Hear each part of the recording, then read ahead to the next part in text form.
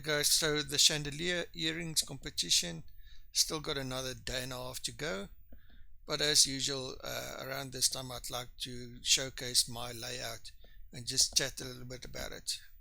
So I'm not going to go into detail about all the new buildings and stuff. I did another video on that, so you can look at that. But here is my layout. I'm currently doing about 50 to 51, but I think it'll settle at 50.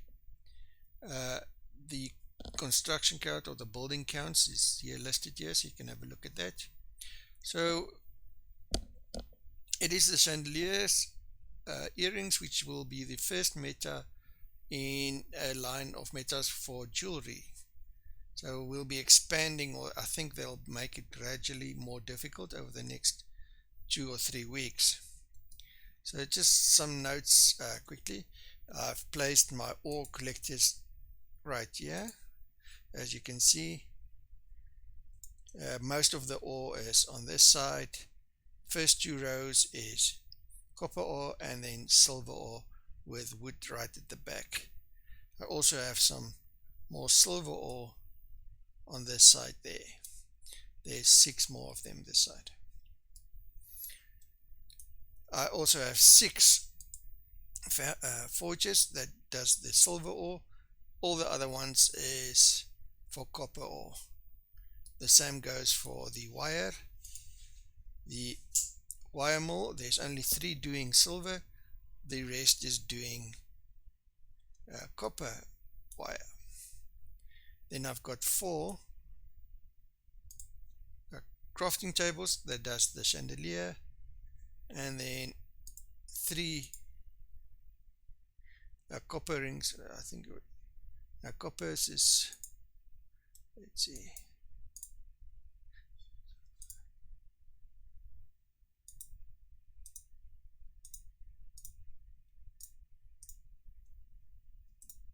yeah, that's right, 3 is doing silver and the other ones is doing copper rings. So with that, I've got a fairly decent build. I'm not selling too much. It's very seldom that I actually sell something that's produced too much. I got rid of the lumber mill and the wood shed or wood warehouse, so I was able to put 2 more pan houses due because of that. I ended up with 10 loggers. I thought 9 would have done it, but with 9 I sort of lost. I just couldn't get, I created enough ore for 50 but didn't quite make the 50 mark. So with that extra lumber mill or logger, I think it was just enough because all the forges got its wood. So then next up is, let's see, next up we need to talk about the NFTs. I didn't use a lot of NFTs this round. So basically just 2, which is the haunted house, this one for passive oil. If you don't have that, I think you would have lost about 3 to 4 spaces for your oil pumps and so forth. 2 oil pumps would have been enough, and then the 1 worker to carry that. So yeah, that wouldn't have made too much of an impact. And then the other thing I used is the wheat stand in the beginning, as I did sort of a wool rush. So yeah, that helped a bit there. Then next up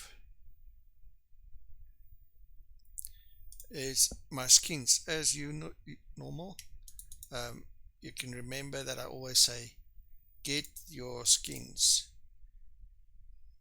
If you don't have NFTs, just let me hide this again. If you don't have your NFT skins, get that before you get anything else.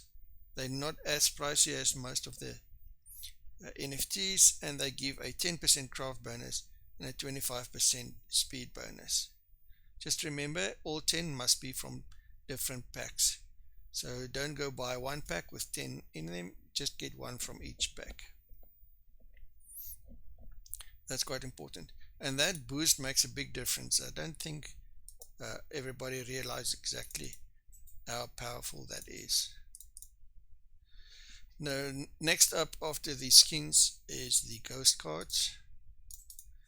So I've been using these ghost cards, the Generation Station and Ornament 7, the Grand Oaks Legendary, that's what I've got for when I did the water pumps, and then the Legendary Great Woodlands, which is always a strong legendary or ghost card to have.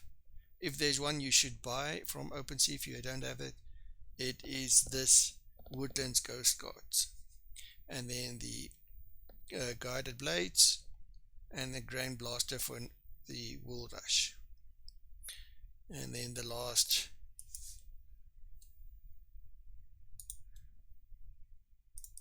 ghost cards I used is just the wind turbine for in the beginning, and then the gusty wind, as I also made some flour while doing the wool rush. So yeah guys, that is my layout on my bolt. Like I said, I think I'm fairly happy with that, and currently there is a problem with the leaderboard, so it's not really worth looking at the leaderboards. Everybody's complaining, they've confirmed there's an issue, so I've got really no idea where I'm laying at the moment. So we'll see on the final list. They say there is a way they're going to track it, so we'll see in the end where we end up. Also, I think this was the one build where the top players and the end players were very closely matched, and as in there was no real new NFTs for this build except the last two they did on Monday, but for most part you could have been closer to achieving a very good position even with no NFTs. In any case guys, that is my 2 cents. Like and subscribe, and thank you for joining and participating in our channel.